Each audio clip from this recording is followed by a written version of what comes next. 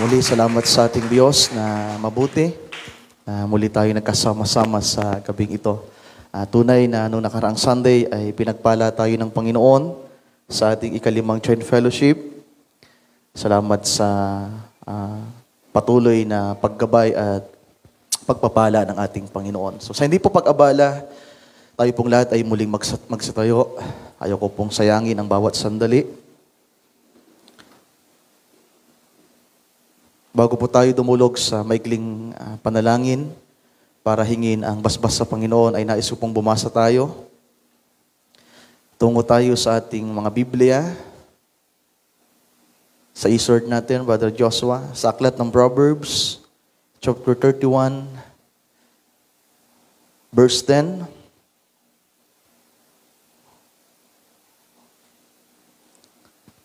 Basahin natin sa Ingles, mga kapatid. Sabi po dito, who can find a virtuous woman? For her price is far above rubies. Sa Tagalog, isang mabuting babae, sino ang makakasumpong? Sapagkat ang kanyang halaga ay higit na makapupo kaysa mga rubi. Tayo manalangin. Ating iyo ko ang ating mga ulo. Dakilang Diyos, aming Panginoon, muli kaming sama-samang dumudlog sa iyong paanan, sa panalangin, upang hilingin, Lord, sa gabing ito ang pagpapala mo sa amin. Buksan mo nawa, Lord, ang aming unawa sa gabing ito upang maintindihan namin ang iyong mga salita, Panginoon. Yamang kami ay itinalaga mo bilang mga pantas na dalaga, pantas na nobya, Panginoon, pantas na kalipunan ng mga mananampalataya na bumubuo sa iyong iglesia. Lord, alam namin na ang mga salita mo ay mauunawaan namin sapagkat dito kami nakatalaga. At aming ang pinapasalamatan, Panginoon, sa mga salitang aming mapapakinggan at mapagsasaluhan sa gabing ito.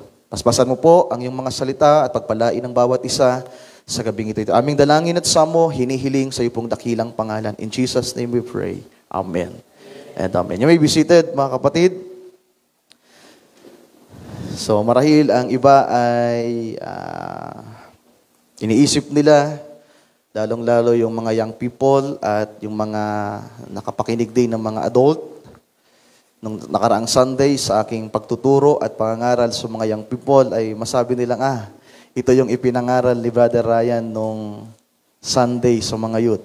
So sino po ang nakapakinig ng mga adult? So marami at may mga feedback, may mga napaabot po sa akin na feedback na napakainam, mga kapatid. At ang Panginoon po ang nagbibigay ng kapahayagan at nagpapaabot ng mensahe para ating maunawaan. Bagamat yun ay nakatalaga para sa mga young people, sapagkat ako ay mangangaral sa mga young people, pero nakaabot pala sa pakinig ng mga matanda. At nung nakaraan nga pong araw, kahapon, nag-message sa akin Sister Army at ipinaabot yung mabuting balita na doon daw po sa kanila ay pinakinggan nila muli at sila'y pinagpala at nakinig pati si Nanay Amelia at si Nanay Saret dahil may speaker doon si Brother Alan at pinakinggan nila ng pagkalakas-lakas at naging maganda po yung feedback. At nawa ay yun ay maging turning point, yung preaching na yun ay maging turning point sa higit na mainam na relasyon at pagsasama ni Brother Alan at Mr. Army at sa mga nakapakinig din at sa mga kabataan, ito ay magiging gabay nila kung mayroong pang panahon na darating at sila ay magsisipag-asawa pa. Pero sa gabing ito, mga kapatid, ay tuloy-tuloy ang inspirasyon ng Panginoon sa mga talatang ito at gumawa pa ako ng PowerPoint at idadrive natin to sa ibang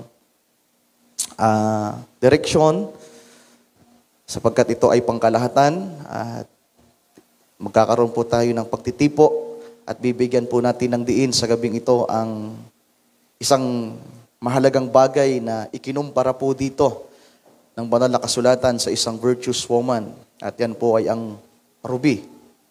Bagamat ang sabi po dito, ang isa daw pong mabuting babae ay higit ang kanyang halaga ng makapupo 10 times. So 10 times po ang kahigitan ng isang virtuous woman sa isang ruby. At mamaya maiintindihan natin gaano po kahalaga, gaano po kataas ang isang ruby, mga kapatid. At nawa ang Panginoon ang mag-inspire sa atin ng ating paksa sa gabing ito. So tayo tumungo sa ating PowerPoint, Brother Joshua. So sana ay mabasa niyo, mga kapatid. So may pamagat ang ating paksa sa gabing ito na The Virtuous Woman. Nung Sunday sa mga young people, ang aking paksa ay pinamagatan kong The Choosing of a Bride. At merong subtitle na God's Provided Partner. So dito ay kinuha natin mismo yung word na narito sa Proverbs 31 verse 10, the virtuous woman. So ang teksto natin ay makikita niyo diyan from verse 10 to 15. Lalaktawan po natin ng ilang mga verse. Yang sumunod sa verse 15 ay 21, then 25 to 27 at 29. Next slide. Basahin natin ang ating teksto. Sabi po dito, mga kapatid, who can find a virtuous woman? So nagtatanong po ang Panginoon, sino ang makakasumpong ng isang mabuting babae? For her price is far above rubies, 10 times. The heart of her husband does safely trust in her, so that he shall have no need of spoil. She will do him good in not evil all the days of her life.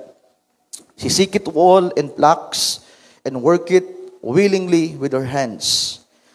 She is like the merchant ships. She brings her food from afar. She riseth also while it is yet night, and giveth meat to her household, and the portion to her maidens. Verse 21.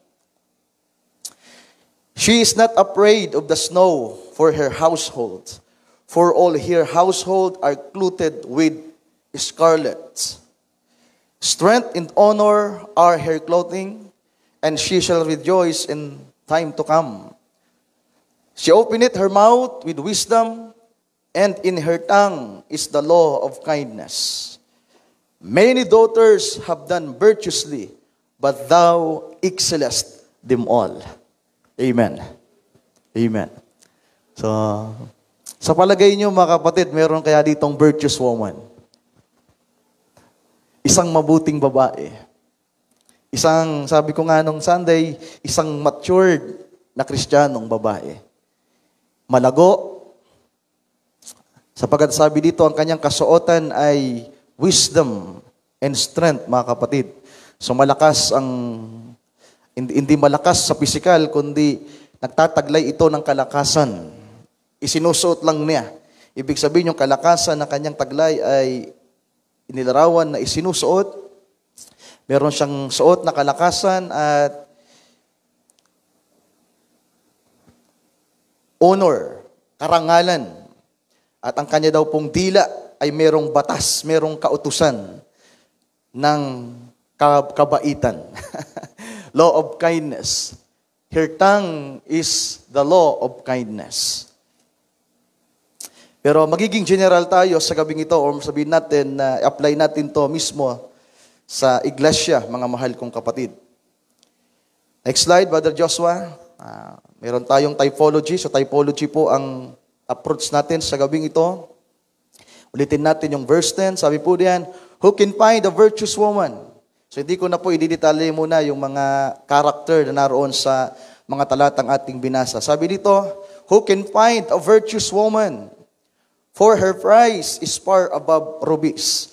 So itinipo po ng Panginoon ang virtuous woman sa rubies.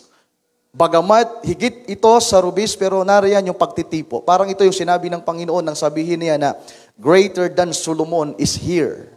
Itinipo niya ang kanyang sarili kay Solomon, pero higit siya kay Haring Solomon. So ang isa daw pong mabuting babae ay kagaya siya ng ruby, pero higit pa sa isang ruby, mga kapatid. So what is rubies?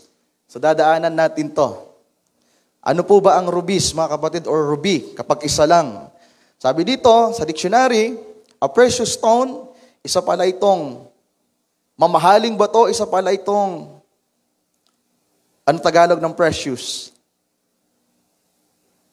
Isang Nakalimutan ko Tagalog ng precious Precious.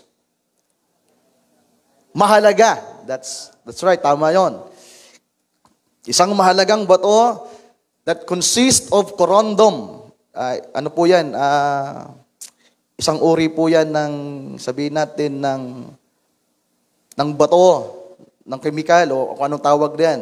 Hindi naman natin yung bibigyan ng diin.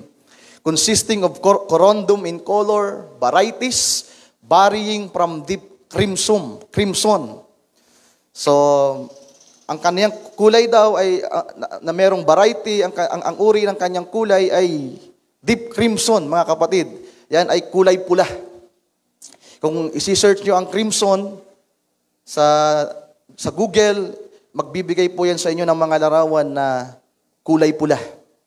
Kaya ang isa pang meaning, yung pangalawang meaning ay an intense red color. So napaka-intense ng kulay niya na ang makikita mo ay yung kapulahan niya. At sabi po doon na-search ko, mga kapatid, sa mga panahon daw pong nakalipas at mga panahong nagdaan, sapagkat uso noon ang mga kaharian.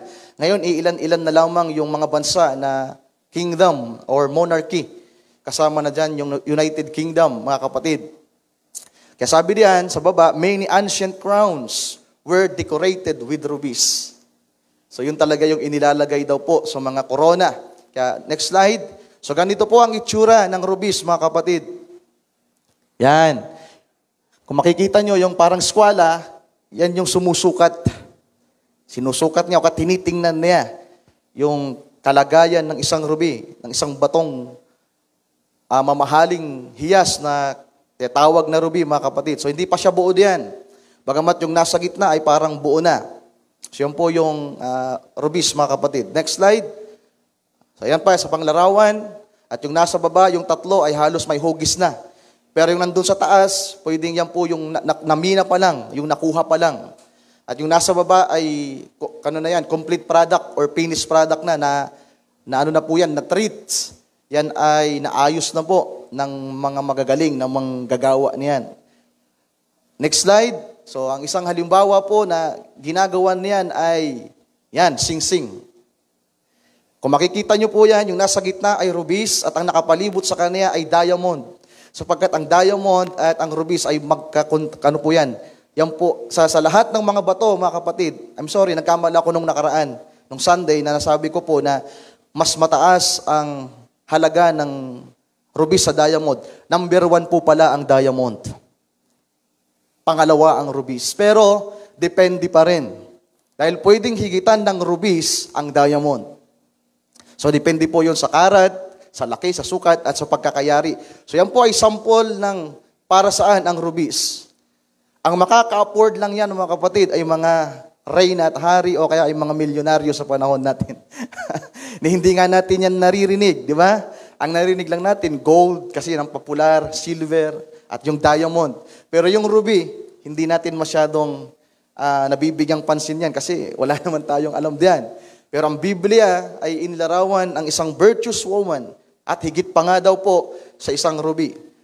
So ang isa pang paglalarawan, yan, corona mismo. Kung makikita nyo, yung corona na yan, crown, ay napakaraming rubies, mga kapatid. So mamaya babalikan natin yung mga larawan na yan. I-imagine nyo yan ha, huwag nyong iwawala yan sa inyong isipan. Kasi along the way, ay makikita natin ang kahalagahan ng mga picture na yan.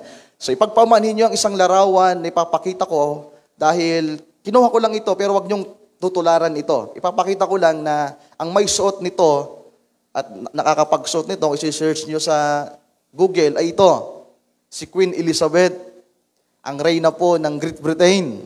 So titingnan nyo po yung suot niya, ang kanyang hikaw, ang kanyang kwintas, ang kanyang corona, halos composed ng rubies. So nakikita nyo po ba? So yan po si Queen Elizabeth, reyna po yan ng Great Britain.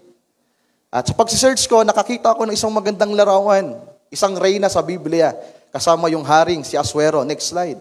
So kung titingnan nyo naman itong larawan na ito, namamangha ko, kung makikita nyo sa larawan, yung suot, bagamat hindi corona yung suot ni Reyna Esther pa dyan, ang may koronang suot dyan ay si Asuero, pero tingnan nyo po yung suot na corona ni Asuero. Meron din pong ruby, napakalaki sa ibabaw. Yan po ay yari sa ruby. So yan po kasi sa kasaysayan na talagang ang ruby ang inilalagay sa corona. Meron po kasing meaning yan, mga kapatid. So I hope nakita niyo yung mga larawan. So there are 3 kinds of rubies. Ang una ay ang natural, ang pangalawa ay ang synthetic, at ang pangatlo ay ang imitation. So tingnan natin yung pagkakaiba ng tatlong ito. Unahin natin yung synthetic na ruby. Sabi po dito, basahin niyo po ng maigi at pakinggan, synthetic rubies are created in laboratory or labs rather than in nature. Ang synthetic daw pong klase ng ruby, pwede palang may ganon. Sabi dito, chemically, optically, and structurally, a synthetic ruby is identical to natural rubies. Parang parihas. Parang halos kapariho, kaya lang, ang pagkakaiba nito, ginawa siya sa laboratory. Tao ang gumawa. Hindi natural. Sabi dito, however, while natural rubies take million of years, take note for that, take million of years to form. Bago daw pala mabuo yung ruby, mga kapatid, take million of years. Synthetic ones can be created in a matter of months. Saglit lang. Diba? Kaya kung i-apply natin to sa iglesia, at doon tayo tutungo mamaya, mga kapatid, so may mga kagaya ng ruby, may mga babae, may mga iglesia, sabihin natin, may mga individual, may mga taong ganito, kung personal ang ating titingnan, may mga iglesia na kagaya sila ng synthetic na ruby, mga kapatid, na ginawa lamang sa mga laboratorio. Ibig sabihin, man-made. Sila ay nabuo through by dogmas and credos. Diba? Nasundan niyo po ba? Para hindi na tayo mag-elaborate ng mahaba. So halos parehas, pero hindi siya natural. Kaya ang mga denomination, ang mga simbahan, na halos kagaya ng nobya ni Kristo, ay parang kagaya rin ng church ng ating Panginoon. Paano sila magsalita, paano manamit, paano mamuhay, di ba? Pero ginawa sa pamamagitan ng dogma at ng credo sa laboratorio nila. At kayang buuin sa loob lamang ng 1 buwan or months. Pero ang nobya ni Kristo, ang totoong iglesia, sabi dito, sa paglalarawan, hindi pala ito basta-basta ganun lang kadaling mabuo. I hope nasusundan nyo, mga kapatid. Next slide. Ang isa naman ay ang tinatawag na imitation. An imitation ruby is a look-alike stone. So halos kagaya din. That is different. Kaya lang ito, talagang look-alike lang. Pero chemically and physically is different to natural ruby. Yung synthetic, halos parehas ng chemical kasi meron ding sabihin at may word of God din. Diba? Pinalalago din sila ng salita, may mga batas din silang ayon sa salita ng Panginoon. Pero ginawa na po ng tao, man-made. Pero itong look-alike, wala talagang taglay na anumang chemical. Sundan niyo po ba? Imitation lang talaga. Sabi pa dito, these are least durable and least valuable. So napakababa ng kaniyang halaga at hindi siya matibay. Sabi pa dito, the jewelry is often cleverly designed that it can be difficult to distinguish between what is real and what is fake. So alam natin kung sino ang gagawa ng imitation. Si Satanas. At the way niyang ginagawa ito, the way palang ginagawa ang ruby, mga kapatid, yung imitation, napakahirap na makilatis, napakahirap makita yung pagkakaiba ng real sa fake. Nasundan niyo po ba? So ganun kagaling ang tao ngayon. Ganun kagaling ang kaaway. Na bagamat walang taglay na buhay, ito yung sabi ni Pablo, may anyo kayo ng kabanalan pero walang buhay. Walang kapangyarihan. Imitation nga lang eh. Look alike. Sabi dito, however, if you are paying the price of a natural or synthetic ruby for an imitation, then you're being ripped off. Kung ikaw pala ay magbabayad, babayaran mo ng halaga ang imitation, at nabili mo ito, then pagsisisihan mo ito. Di ba sa Biblia mayroong pagbebenta, mga kapatid? Ang ibig sabihin ng pagbebenta, kapag ang Panginoon meron siyang ibinebenta sa atin, ibig sabihin, tatanggapin natin. Ipapalit natin yung buhay natin sapagkat ito yung kabayaran. Kaya may mga term na inaibenta nila ang kanilang kaluluwa.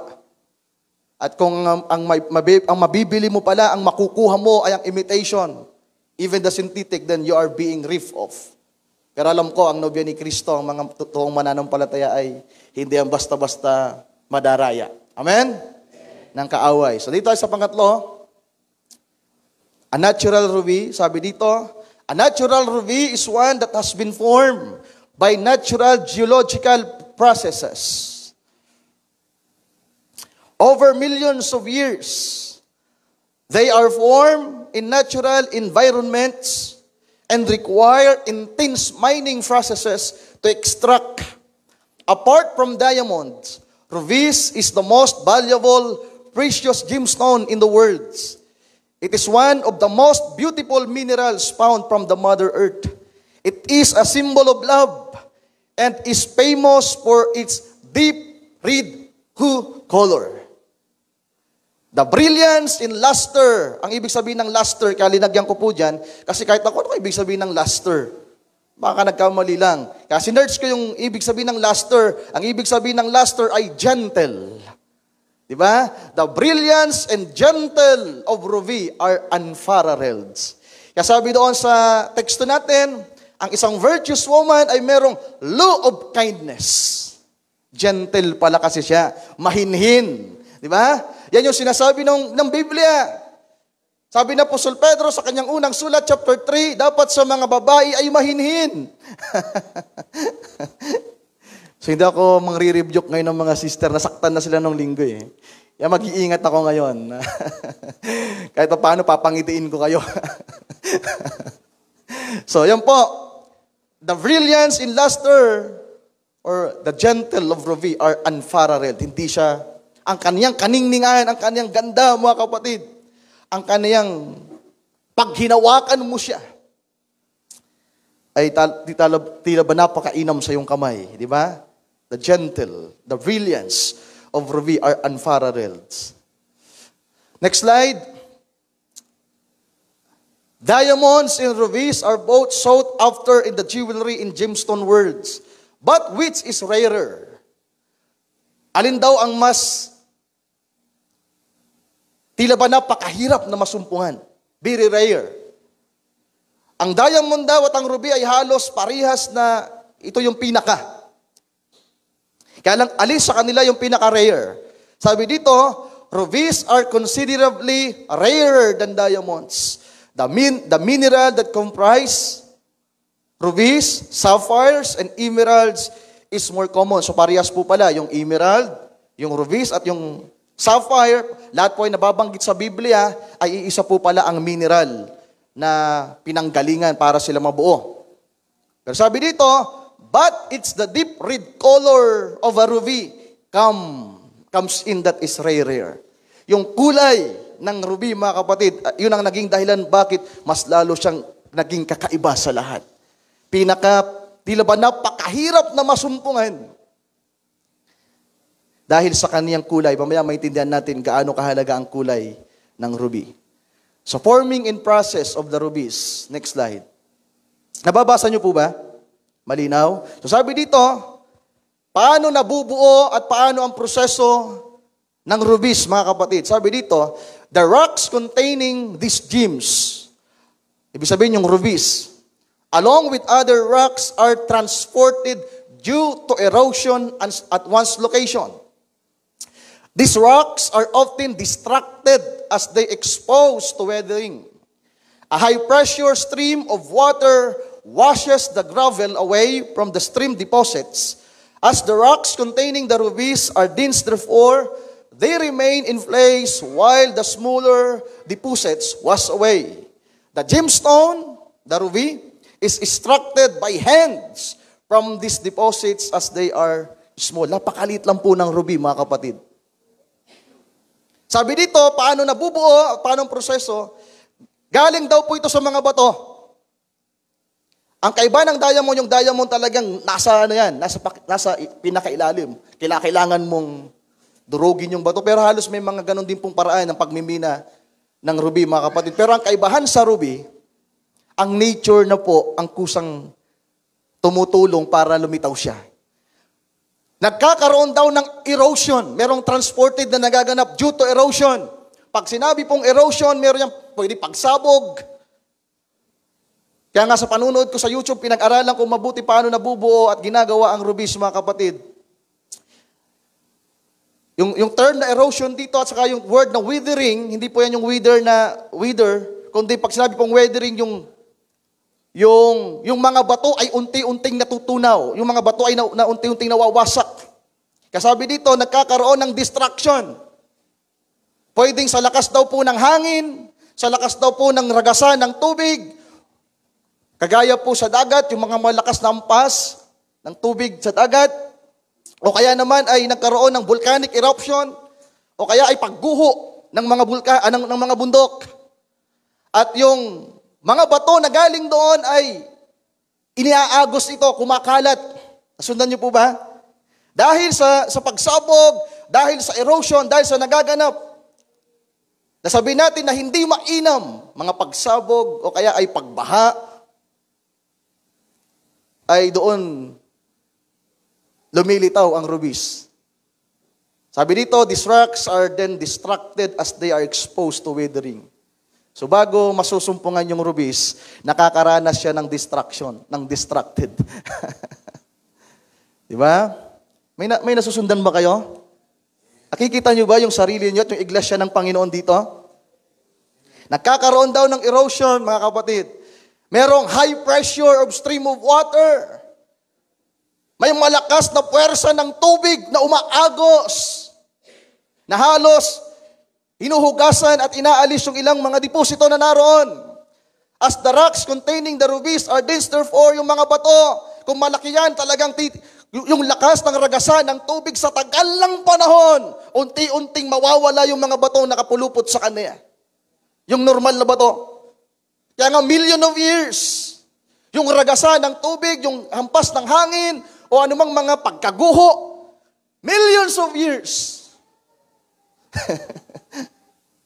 Doon po nabubuo ang rubis, mga kapatid. At kung papanoorin nyo to sa YouTube, halos makikita nyo to na pag minimina nila ay talagang naroon lang to sa isang area. At kukuha sila ng pansalok, sasalukin nila, napakarumi, ang daming bato, malaki. Then sasalain nila, lilinisin, ipipressure ng tubig hanggang sa lumitaw yung mamahaling batong ito na tinatawag na ruby. Sabi pa dito, the gemstone is extracted by hand. So, sa pamamagitan ng kamay, talagang i-extract siya. Tawag doon, yung kukunin siya. Okay, next slide. Para tayo magtagal dito. Treatment. So, pagkatapos na makuha yung ruby, yung sa larawan natin, yung hindi pa symbol, mga kapatid, merong gagawin sa kanya. Merong treatment sa kanya. Ito'y proseso. Sabi dito, heating the ruby only enhances and intensifies its color. So parang diamond din siya. Para din siyang ginto at pilak na iniinit. At habang pinapainitan daw siya, lalong nai-enhance at nai-intensify ang kanyang kulay, making it look exceptional rich. The stones are heated under a specific and controlled condition to dissolve and remove the inclusion inside them. So yung init na dapat naiinit sa ruby ay merong specific lamang at kontroladong amount ng init. Ang sabi po doon, 2,000. Tawag niya sa sa init? 2,000 Celsius. Tama ba? 2,000. Gaano kainit yon? Sa mga nag-aaral, alam niyo to, yung init daw po niya 2,000. So, hindi ko pinag-aralan yung init. Basta napakainit po niyan. Doon po sa pinatarabahoan ko dating country club, meron po doon sauna. At may doon, may monitor. Ang pinakamainit na pwedeng makayanan ng tao ay 43. At yun ay halos mapasukan na. Pero dito, 2,000. Para itong laser na. At iniinit daw po yung ruby, mga kapatid. At sabi dito, para ma-dissolve at maalis ang mga inclusion pa. Diba? So parang ginto rin. Ang Biblia ay pinahayag sa atin sa 1 Peter na ang mga pagsubok na ibinibigay sa atin ng Panginoon na pinapahintulutan ay para tayo ay i-refine. At ganun din po pala ang ruby. Sabi pa dito, this treatment also helps in fixing and filling small, minute cracks in the stone, which may or may not be visible to the naked eye. So yung treatment na ginagawa na ito ay isinasalang sa init ay para mapunan yung mga cracks, para maging maayos, matutally furnish. Ang ruby, na kung sa paningin lamang ng mata ay hindi makikita. Sobrang liit lang po kasi nito. Pag ito'y tinitreat, kinakailangan ito ng ng microscope para makita mismo yung kulay niya at kung ano yung naroon sa kanya. Okay, next. Si Brother Branham ay meron pong winika. At tinignan ko rin sa mga preaching ni Brother Branham kung nabanggit niya po ang rubies. At isa sa napagandang quotes ay narito sa pangaral niyang Shalom noong 1964. Sabi ni Brother Branham, where you find rubies and jewels. Sabi niya, in muck and dirt. Yung muck, yan po yung kung papanoorin niyo sa YouTube, yan yung talagang sama-sama na dyan. Nandiyan yung mga bato, yung dumi, yung alikabok, na mud yan, basa. Kasi nga, galing yan sa erosion. Yan ay inaanod ng tubig, tinatangay ng tubig sa mga pagsabog o mga pagguho. Sabi pa dito, just exactly right. That's where we all come from. The muck and dirt from the world. So inilarawan ni Brother Branham ang mga mananampalataya na gaya ng rubies, na galing daw po tayo sa dumi, sa karumihan ng mundo. So may paglalarawan ng ating propeta about dito. The values of rubies. Next slide, Brother Joshua. Tingnan nyo ang value ng ruby, mga kapatid. Fine quality rubies, yung tapos na, yung dumaan na po sa treatment at kompleto na siya. Fine quality rubies are some of the most expensive gemstones with record prices over 1 million US dollar per carat.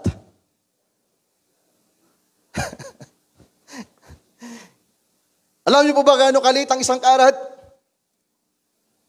Mas malaki pa po yung kukunin niyo.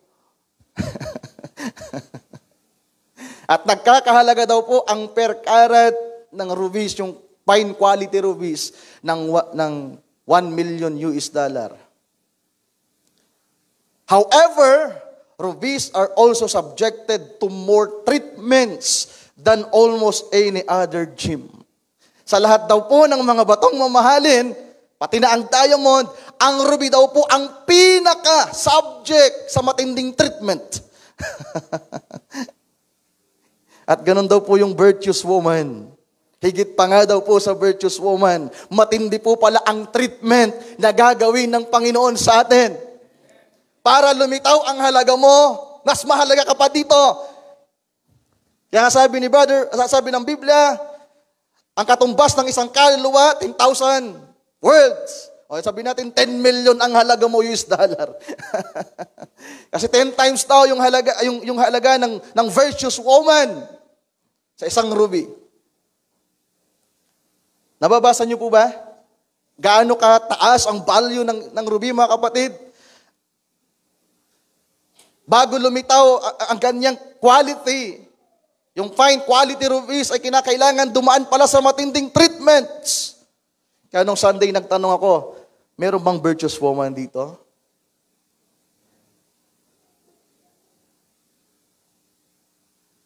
Hindi naman pala kasi agad kayo, ruby, na fine. Napunta tayo muna, napakarami nating pinagdaanan. Nagkaroon muna ng erosion, destruction, nagkaroon ng mga pagsabog, ng mga flood sa buhay natin. Napakarami pala nating pagdadaanan sa buhay na ito. Yung natural ruby, sabi nyo, it takes million of years bago ito mabuo. Pero yung nobya ni Kristo, it takes 2,000 years. At hindi pa tapos ang pag-treat ng Panginoon. Kaya kung magtatanong ako ngayon, meron na bang virtuous woman? Nandun na ba sa sabihin natin, yung andun ka na sa fine quality? Wala pa. Pero merong ruby, mga kapatid. At ito yung tinitreat ng Panginoon. So, next slide tayo. May sample pa ako sa inyo. Meron pong, pwede nyo ma-search ito sa Google.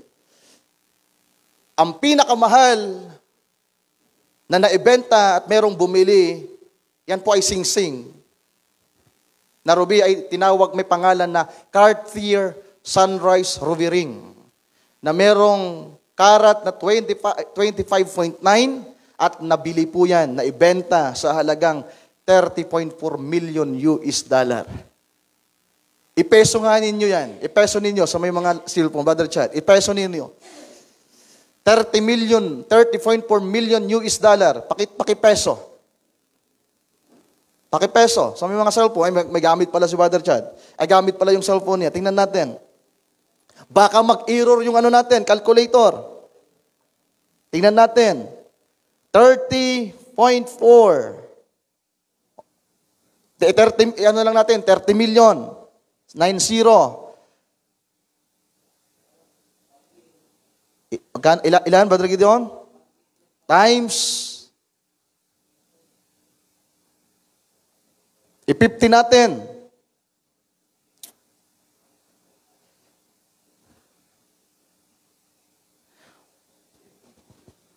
$1,500,000,000.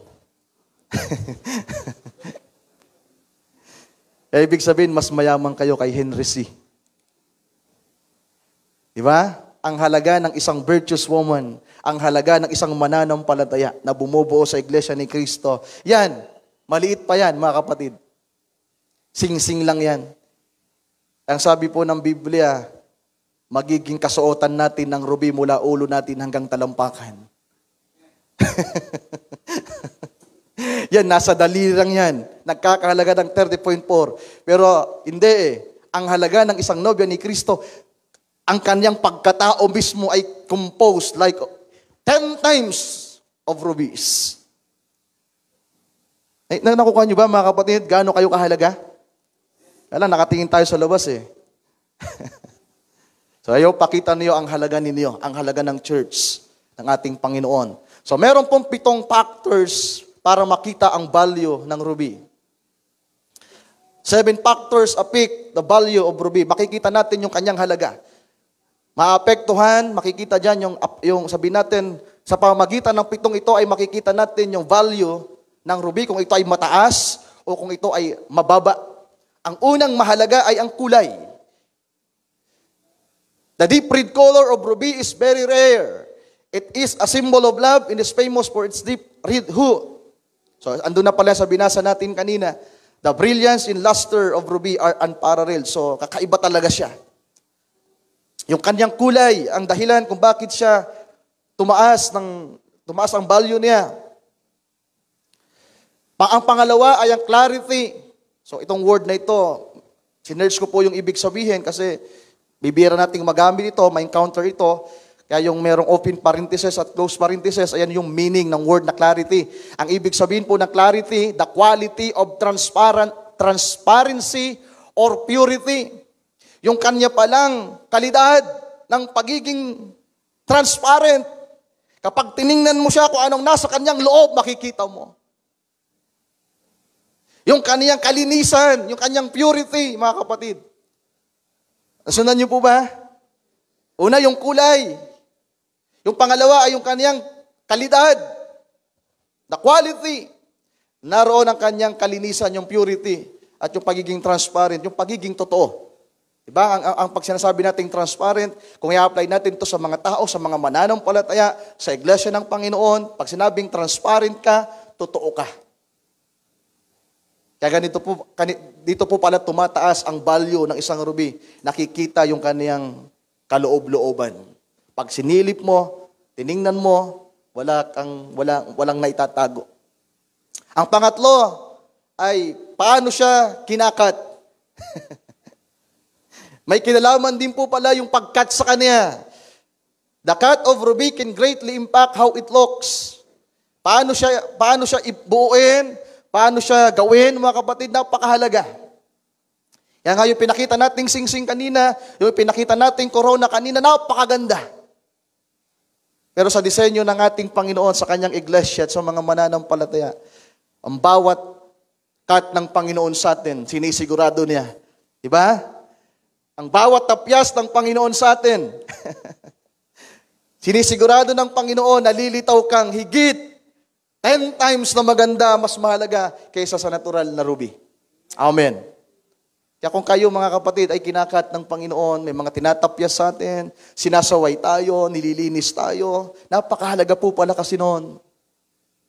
Kung nararanasan natin ang pagtatapyas, paano nga ba nararanasan ang pagtatapyas ng mananampalataya? Sa pamamagitan ng mga pagsaway, ng mga pangangaral. Kapag tayo ay sinasaway, may mga manggagawa, mga mangangaral na nangungusap ng masakit, sinasaway tayo, napakahalaga pala kasi ng hubog mo. Amen? Nais ng Panginoon na maging perpekto ka. Dapat lumapat ka daw sa corona, yung tamang hugis dapat lumitaw. At ang pang-apat ay yung kanyang bigat, the carat weight. The greater the carat weight, the more the ruby is worth. Price per carat increases significantly as a carat weight increases. Yung kanyang bigat. So, kung ano meron sa kanya, di ko na i-detalye yan, mga kapatid. Alam ko masusundan niyo. Panglima, yung kanyang origin. Saan ba nagmula? So meron po palang kinalaman ang origin. Kung makikita natin yung tatlong uri ng ruby kanina, may synthetic, may imitation, at merong natural.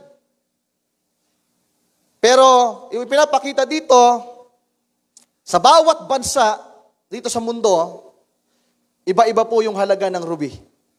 Yung ipinakita ko po sa inyo kanina na nabili ng 30.4, kung ako nagkakamali, ay galing po yun sa bansang Burma. Merong mga nasa Mozambique na bansa na naroon po ang mga mataas na klase ng ruby. So napakahalaga ng kanyang origin. Diba? Hindi yan basta-basta kung saan lang. Kaya tayo bilang mga anak ng Diyos na inalintulad sa ruby ang Iglesia ni Cristo, ang Iglesia ng ating Panginoon, ay hindi yan basta galing lang kung saan-saan. Diba? Ang origin yan ay naroon sa kaisipan mismo ng ating Diyos. At ang pang-anim ay ang treatment. Paano siya tinitreat? So halos parehas doon sa pangatlo, yung pagkakat ay halos treatment na rin yon. Itong pang-anim ay treatment halos same na rin yung nandun sa number 3 natin. Sabi dito, the most common treatments include heating. So isa pang pagtitreat yan. Yung isa pagkakat at dito, iniinit. Isinusugba sa apoy. Exposing the ruby to heat in order to remove purple discoloration. Yan po mismo yung mababasa nyo. Sa Google, sa dictionary. Iniinit daw po, isinusugba para maalis ang kanyang fourfold discoloration. Ito, nakakamangha to. Di ba pag narinig natin yung salitang fourfold, sa Biblia, sa Revelation, ang unang maiisip mo, yung babae ni Satanas. Di ba? Na may suot na purple. Yung Roman Catholic Church. Napagandang paglalarawan na kinakailangan mong idaan sa mga pagsubok sa init, itetest ka ng Panginoon in order to remove the purple, yung mga naging discoloration mo. Aalisin yung mga bagay na naroon sa iyo. Yung pagiging purple mo. Nasundan niyo po ba?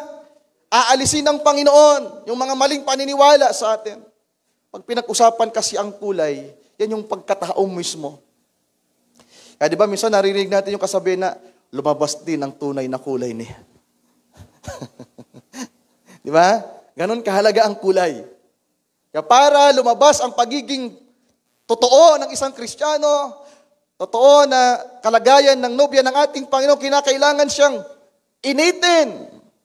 Kinakailangan siyang isugba sa apoy para maalis yung kanyang fourfold discoloration. Sabi pa dito, the most valuable rubies by far are natural. Yan ay totoo. untreated ones. So ang pinakamahal pala, ang pinakamataas na value ay hindi yung trinit, the untreated ones. Pag sinabi po kasing the untreated ones, wala ka nang gagalawin. Nasumpungan mo siyang maayos na. Kaya sabi dito, this can be rare. Parang kagaya yan sa atin. Kung hindi nahulog ang tao sa kasalanan, mas mataas ang halaga natin. Pero very rare yon. Pero darating ang araw, nababalik tayo sa kalagayan natin na walang kapintasan. Kasi ang nangyayari po sa Nobya ni Kristo, ang nangyayari ngayon sa mga mananampalataya, lahat tayo dumadaan sa treatment ng Panginoon. Pero ang pinakamataas pala, ang may pinakamataas na value ay yung hindi nangangailangan ng treatment. At sino nakikilala nyo dito? Meron ba kayo nakikilala na hindi nakaranas ng treatment?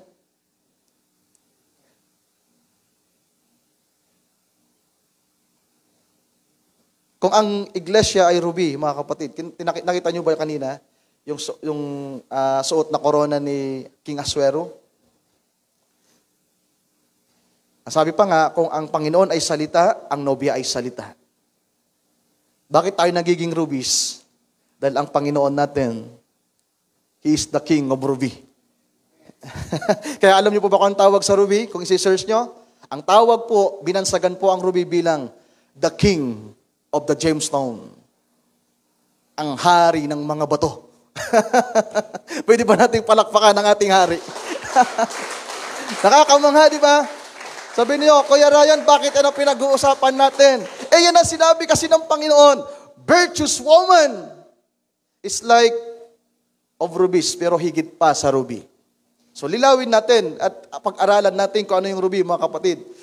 So ang pangpito ay siyempre, yung pong pito na yan ay hindi ko yan ginawa. Hindi po yan galing sa akin. Sa pag-aaral ko, sa pag-search ko, lumitaw lang yan at kinapi ko na lang yan. At hindi po relihiyon ang pinagmulan nito. Ang mga nababasa niyo, ang sinasabi ko sa inyo, ay galing yan sa website ng isang government na website na nangangalaga sa mga bato. Kaya nga, hindi po galing to sa religion na kaisipan. Ito po ay galing sa natural na pag-aaral na ngayon ay ina-apply natin sa spiritual. Di ba? Napakainam, mga kapatid. Ayop na nakikita niyo at nasusundan niyo. At ang pampito daw, para makita ang kahalagahan o ang value ng ruby ay yung finished product na, yung kanyang kondisyon. Kaya kung titingnan tayo ngayon, mga kapatid, tapos na po ba tayo? Yung mga asawang babae na narito, nung Sunday nagtanong ako, may mga dalaga kaya ditong virtues.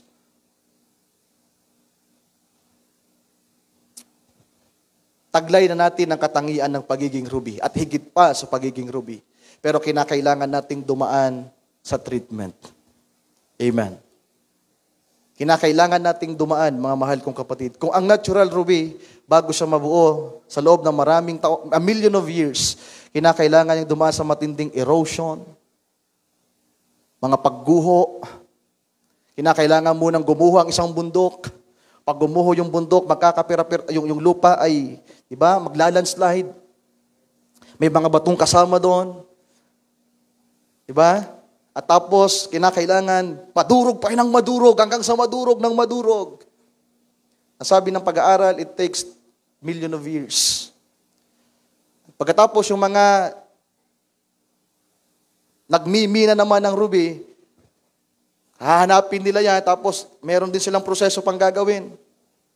Hanggang sa lumitaw talaga yung fine quality rubies. So ganyan po pala ang mga mananampalataya. Ganyan pala yung iglesia ng ating Panginoon. Kung dadalhin natin to sa mga asawang babae natin,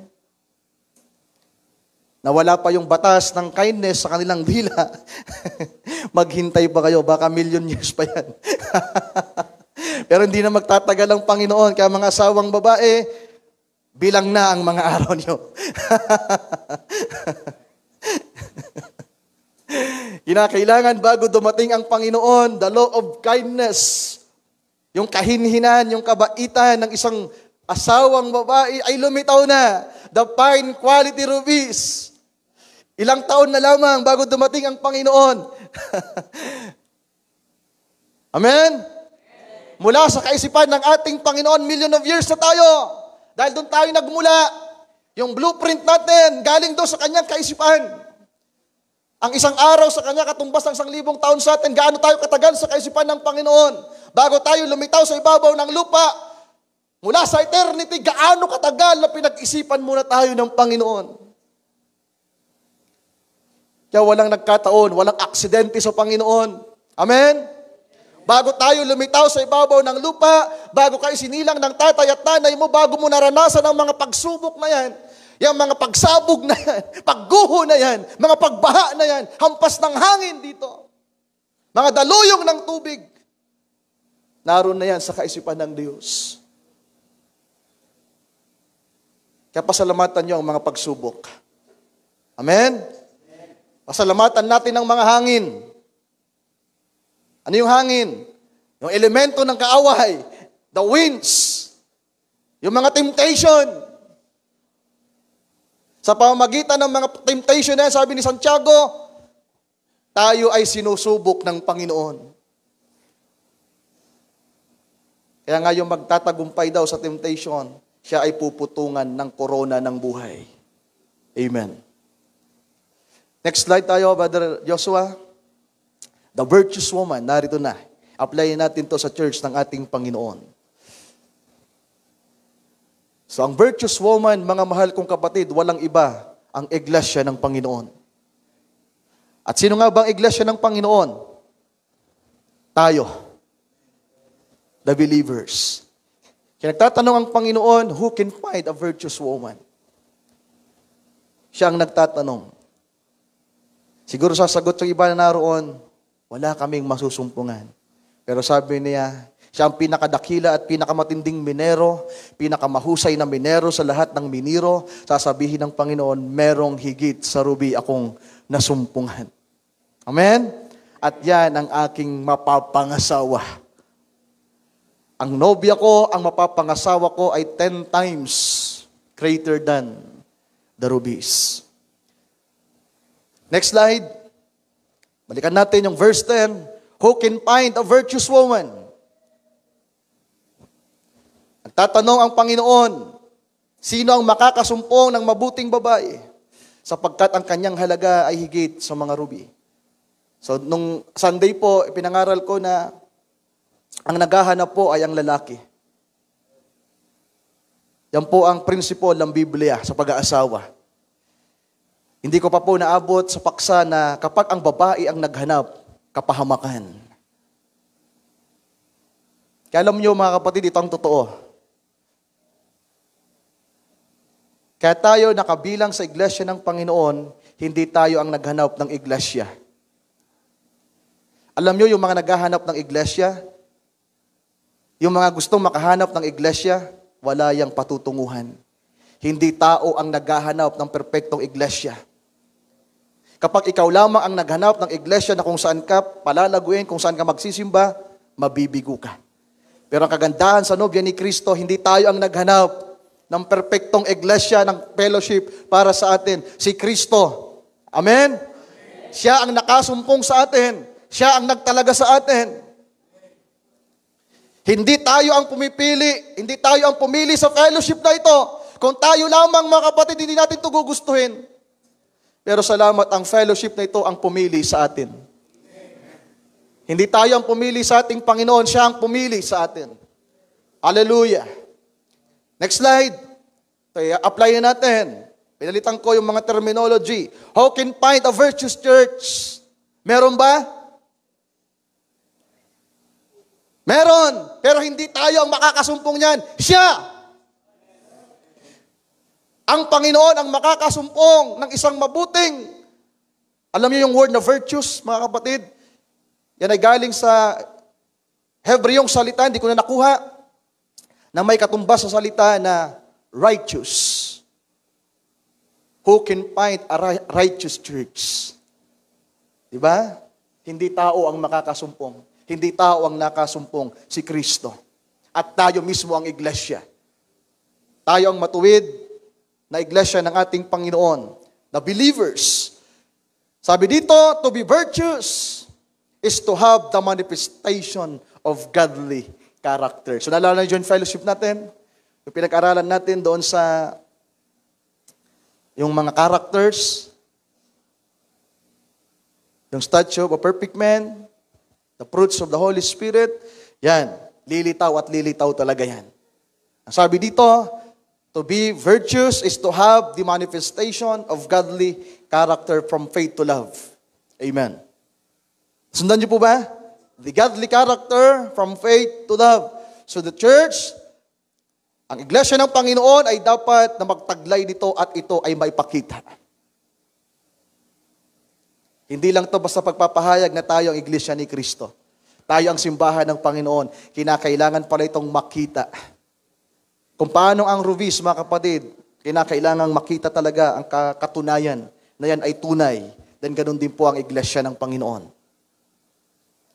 Sa mata ng tao, mahirap makita ang kaibahan ng imitation, ng synthetic at ng natural. Pero sa mga eksperto, napakadali para sa kanila. At sa ating Panginoon, walang nalilingit. Alam niya kung sino ang totoo. Alam niya kung ano ang tunay at kung ano ang hindi totoo. Next, verse 11. The heart of her husband safely trust here. So he will have no lack of gain. Yan po yung sinasabi ng verse 11. Ang puso ng kanyang asawa ay magtitiwala sa kanya. At siya'y hindi magkukulang ng kapakinabangan. Next slide. The church is the bride of Christ. So her husband would be Christ. Ang sabi dito, pinalitan natin, the heart of Christ, the heart of the Lord Jesus, safely trust in the bride, in the church. Kaya narinig nyo, sabi ni Pai Alex nung Sunday, may pananampalataya ang Diyos. May pagtitiwala ang Diyos. At ang pinagtiwalaan niya ay ang kaniyang iglesia. Ibinigay niya ang kanyang salita, buong-buo ang tiwala ng Panginoon sa kanyang iglesia. Ibinigay ang kanyang salita, ang responsibilidad ay ibinigay ng Panginoon sa kanyang iglesia sa mga mananampalataya dito sa ibabaw ng lupa. Kaya nga tayo ang kamay ng Panginoon, tayo ang bibig ng Panginoon.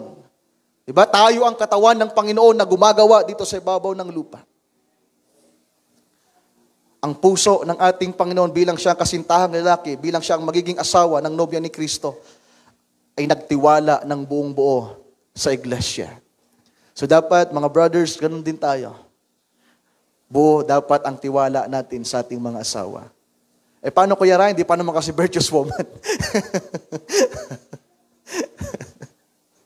Kahit na, sa paningin ng Diyos, virtuous na yan bago pa itatag ang sanglibutan. Amen?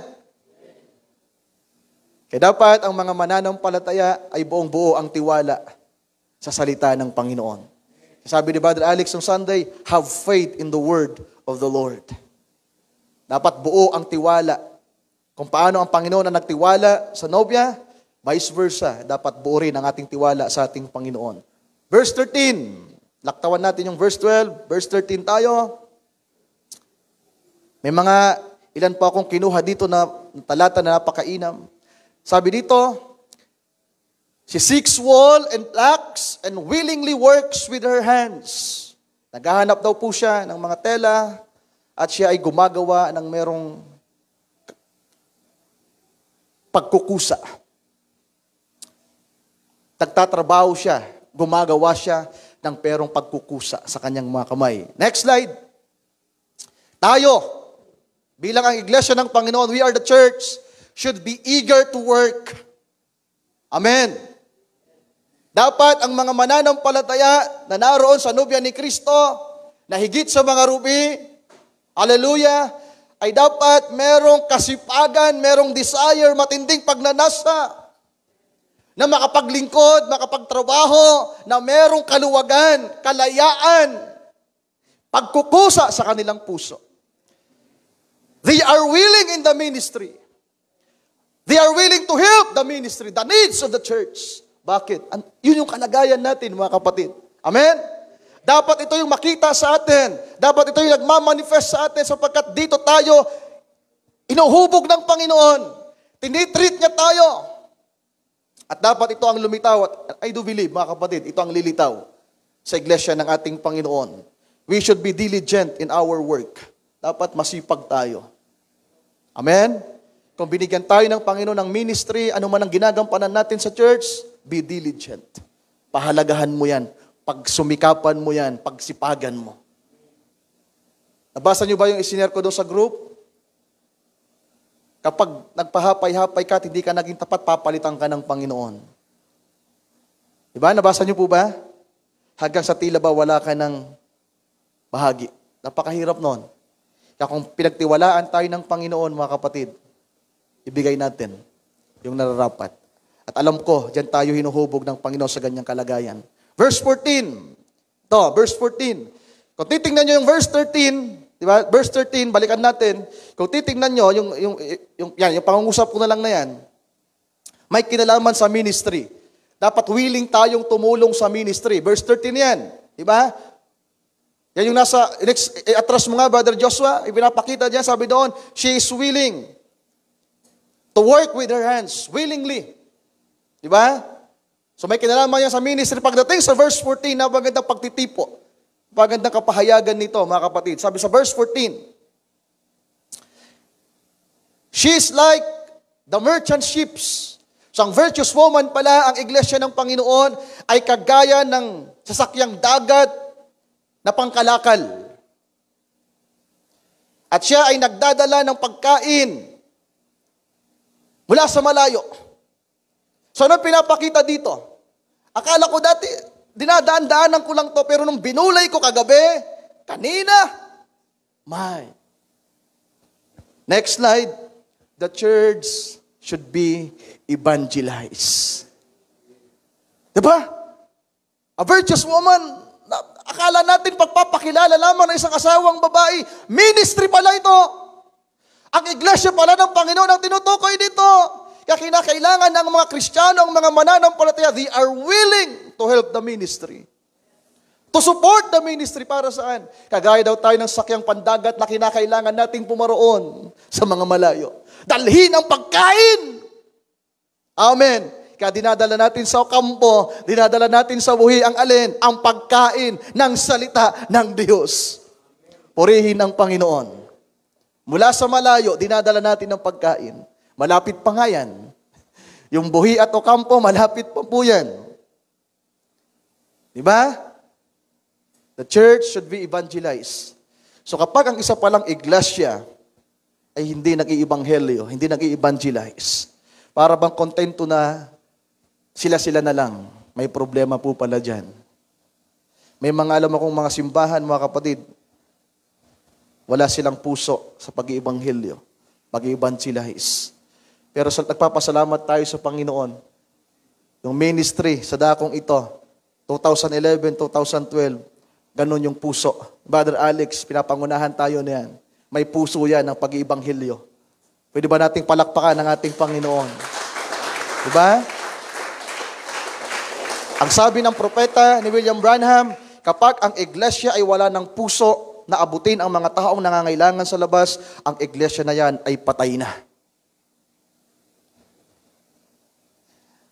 Kaya sana ang iglesia ng Panginoon sa dakong ito, ang bahagi ng iglesia ng Panginoon sa dakong ito ay buhay na buhay.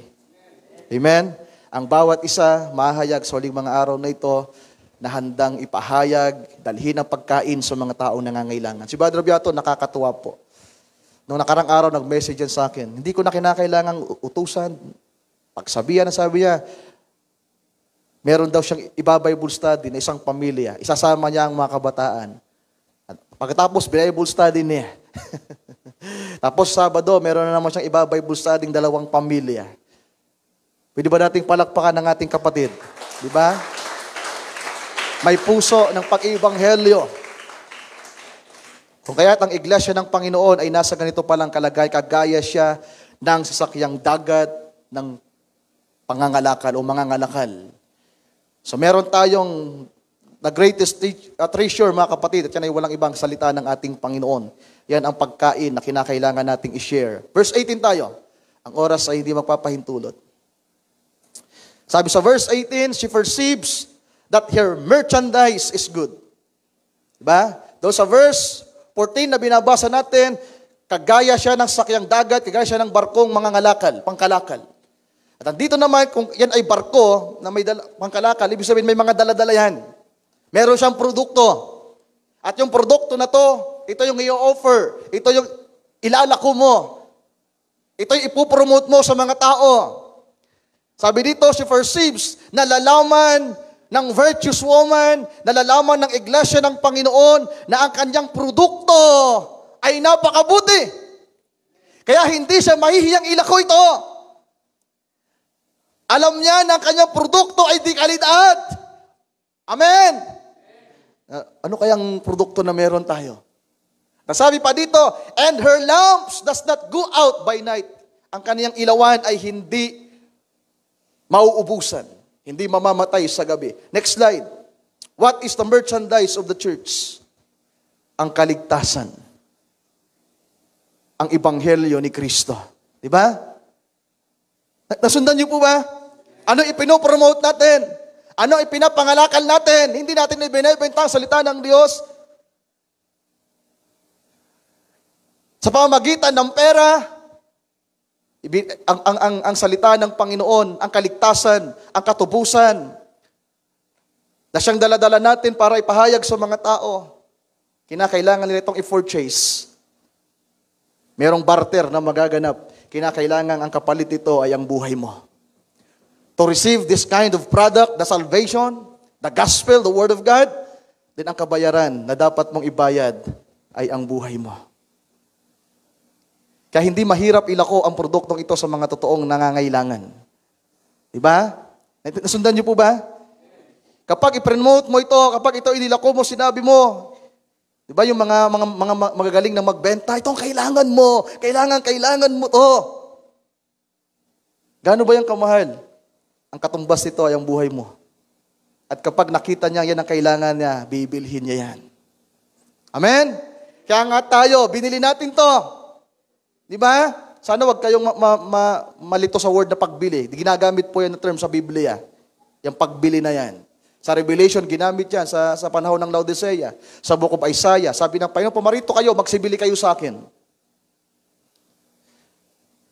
At ang ibinabayad natin, mga kapatid, ay ang buhay natin.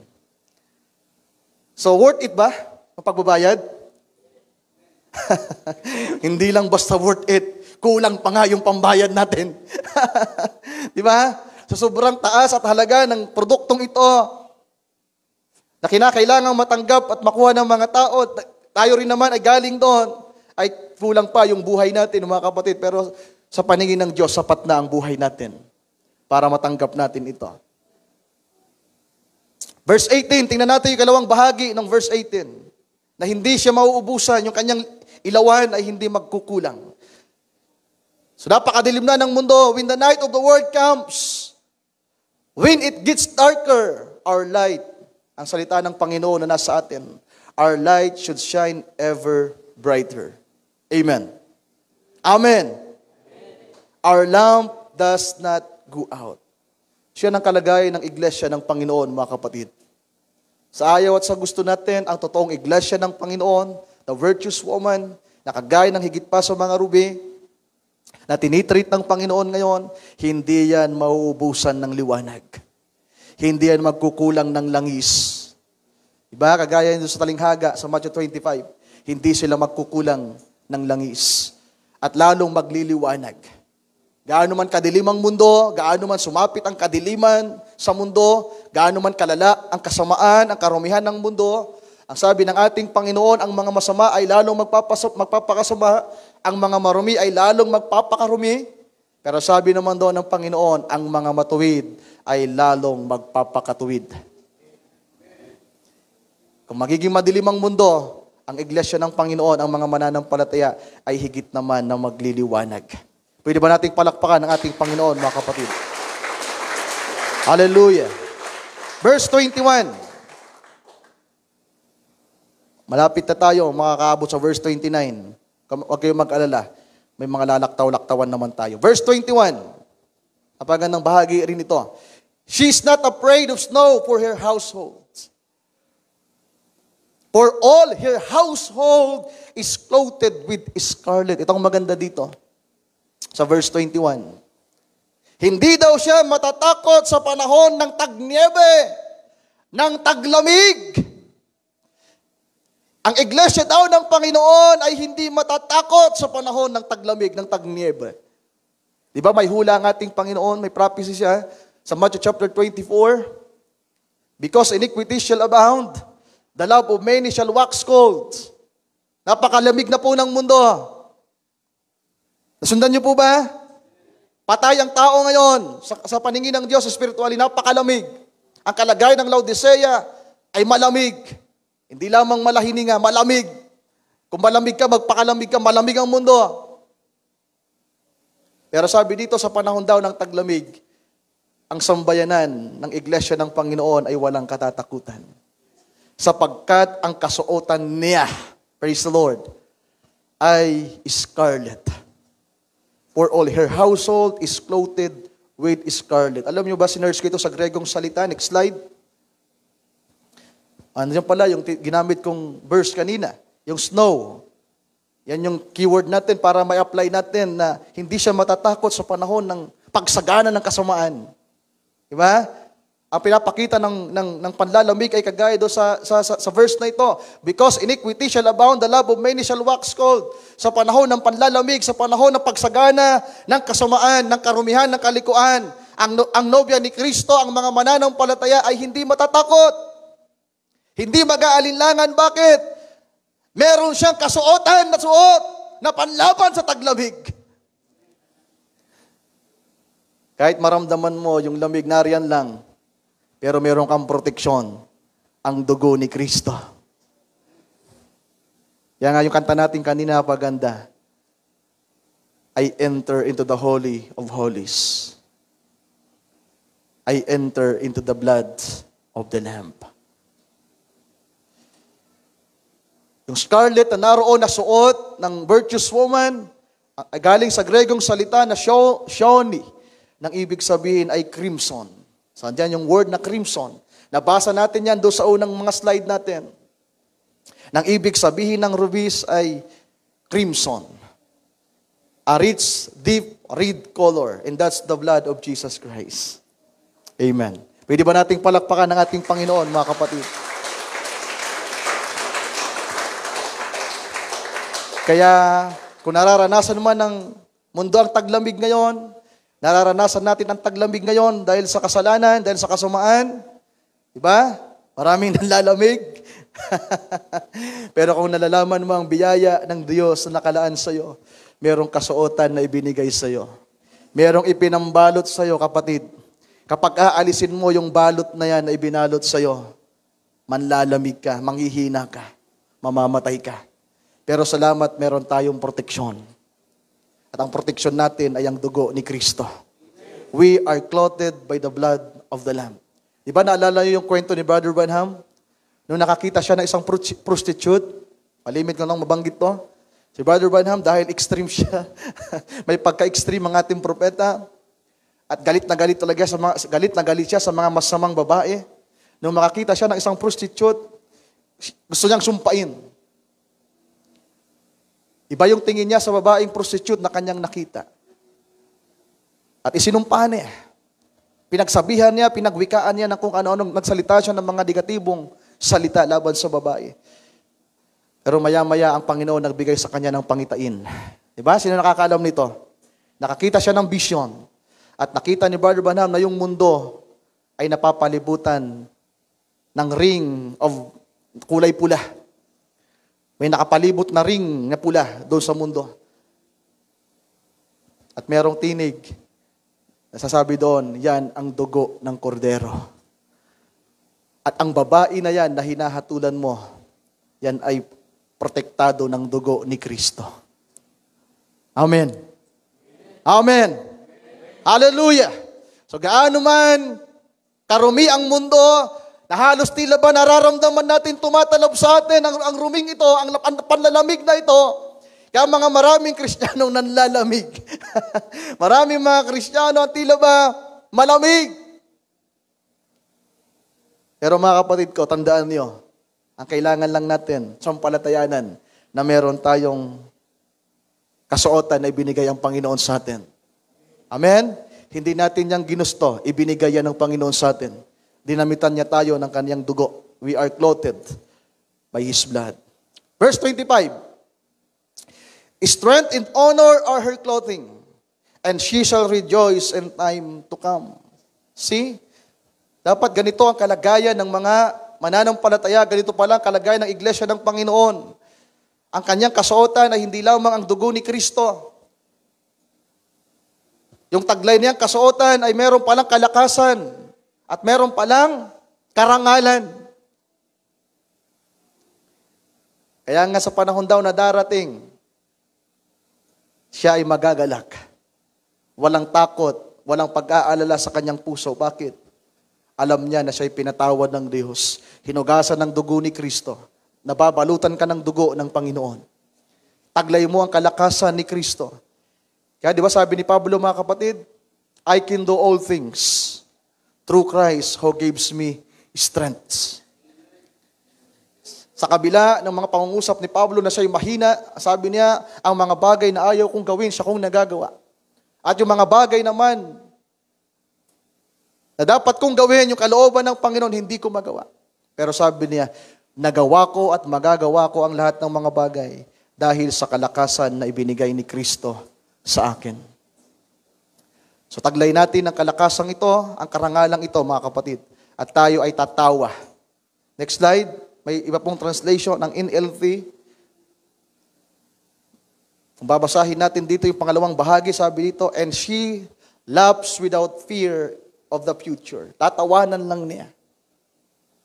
Kahit anong sabihin ng kaaway sa iyo, kahit ano pang mga pagsubok ang dumating sa iyo, kung taglay mo ang pananampalataya sa Panginoon, nababalutan ka ng dugo ng Panginoon, ikaw ay nakasuot ng karangalan ng Panginoon, nakatwiran ng Panginoon, then wala kang ipag-aalala.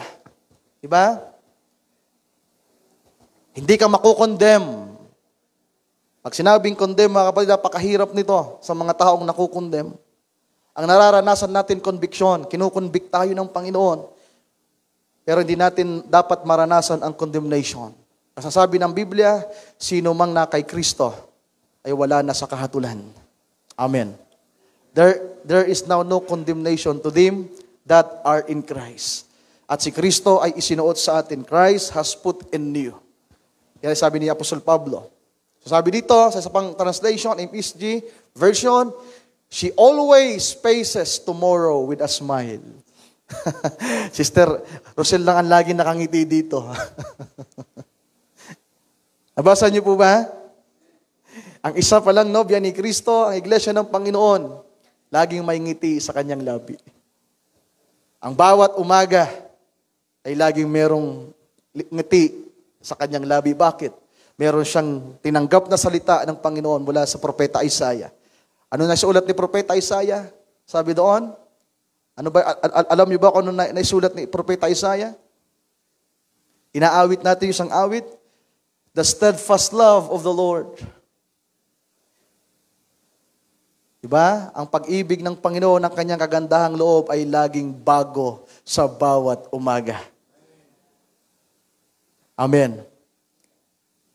Sa kabila ng ating mga pagkukulang, mga kapatid, hindi pa tayo buo, hindi pa tayo tapos.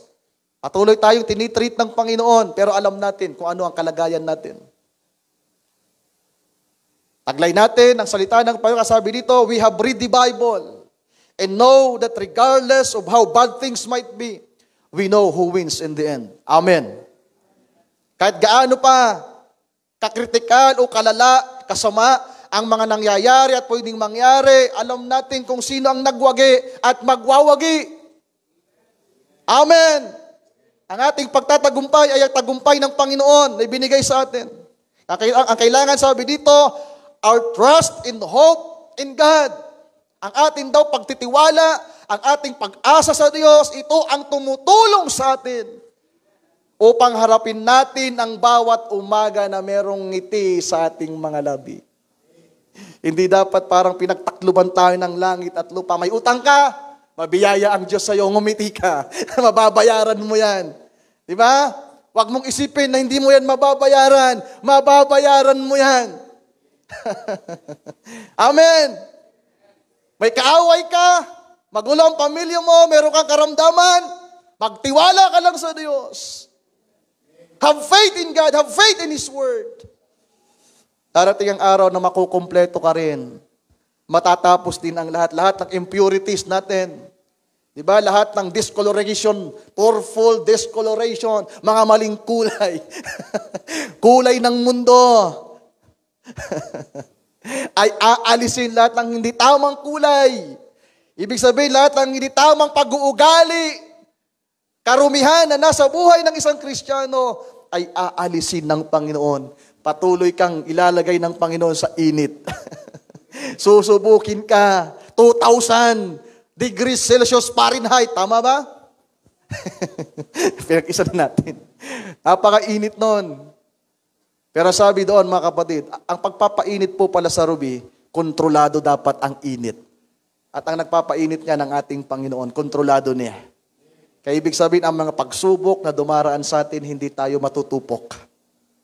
Sapagkat kontrolado ng Panginoon ang kailangan na pagsubok lamang na pagdaanan natin.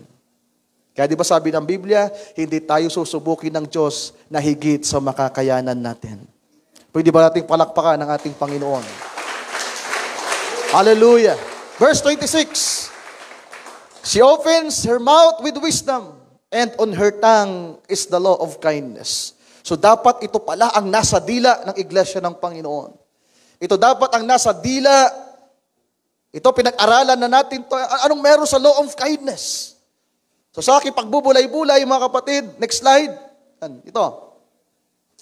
Ito yung pinag-uusapan natin na kailangan ng iglesia ngayon. Yan ang batas na nais ng Diyos sa iglesia. The brotherly kindness. Diba? Ang pananampalataya, may batas yan. Ang pagtitiis, may batas. Ang kailangan ng iglesia na dapat mahayag sa mga huling araw na ito, ang batas ng pag-ibig sa kapatid. Wisdom is defined as the quality of being wise. Kaya, di ba sabi doon? Ang kaniyang bibig ay bumubuka ng karunungan, ng wisdom.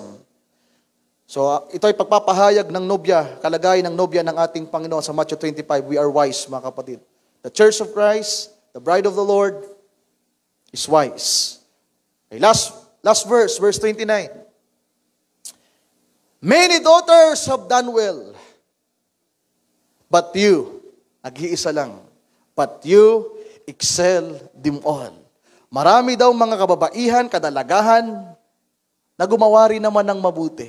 Ang Pentecostal gumawa ng mabuti. Diba? Sabi ni Brother Branham, ang Katoliko sa panahon nila, gumawa sila ng mabuti. Kaya lang nung dumating ang araw, nang tumagal ang panahon, nagpatutot sila.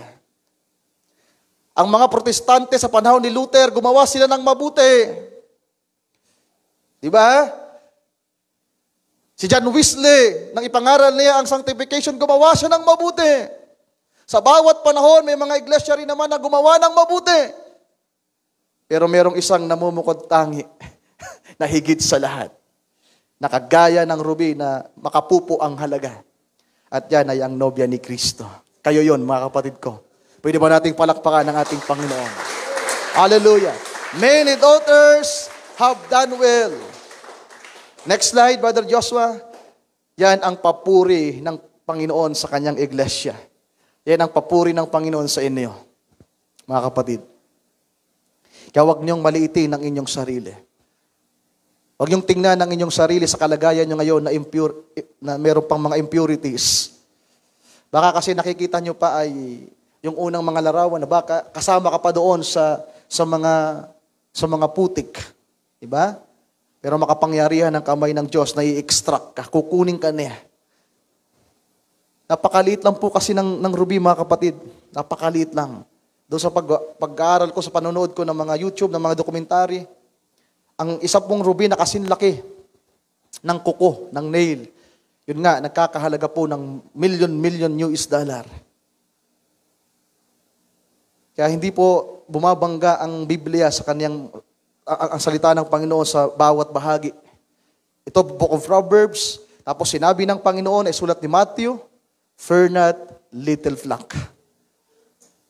Ang ruby pala ay napakaliit, di ba? Kung titingnan nyo sing-sing, napakaliit lang, mga kapatid. Pero gaano kamahal? 30.4 million US dollar. Isang ganito lang kalaking. Kaya iglesia ng Panginoon, bagamat sa paningin ng tao, ay maliit lamang, simple lamang. Sabi pa nga sa pag-aaral, mga kapatid, kung titingin lamang yung isang hindi dalubhasa, kapag tiningnan ang ruby ng hindi eksperto, babaliwalain lang. Parang marmol lang yan, parang cholin lang yan, parang nakulayan lang ng floor wax. Pero sa paningin ng eksperto, alam niyo, mga eksperto, meron silang mga dalang laser. Nililiser nila yan, tinitingnan. Pag kuminang yan, alam nilang yan ay ruby. At ang ating Panginoon, meron siyang laser. Di ba? Ang kanyang laser ay ang kanyang salita. Bawat tatamaan ng kanyang salita, lilitaw ang kakinangan. Amen? Bagamat nandito pa tayo sa mundong ito na marumi, mga kapatid ko, ang nakikita ng Panginoon sa atin ay ang virtuous woman. The virtuous character of a godly woman. So last 2 verse at tayo magtatapos na po. Last 3 verse, babasahin ko na lang. 1 Peter chapter 4 verse 12 to 13. Beloved, so sino nga ba ang beloved ng Panginoon? The bride, ang pinakamamahal, tayo. Think it not strange. Huwag niyong isipin na tila ba kakaiba. Concerning the fiery trial which is to try you, as though some strange thing happened unto you. So yung mga erosion na yan, mga pagguho na yan, pagkawasak na yan, mga floodings na yan. Sabi ng Panginoon through by Apostle Peter, huwag tayong magtaka diyan. Yan pala ay pinahintulot ng Panginoon na maranasan natin. Verse 13, but rejoice inasmuch as ye are partakers of Christ's sufferings, that when His glory shall be revealed. Yan yung hinihintay natin. Ang complete product. Yung number 7, the condition of release.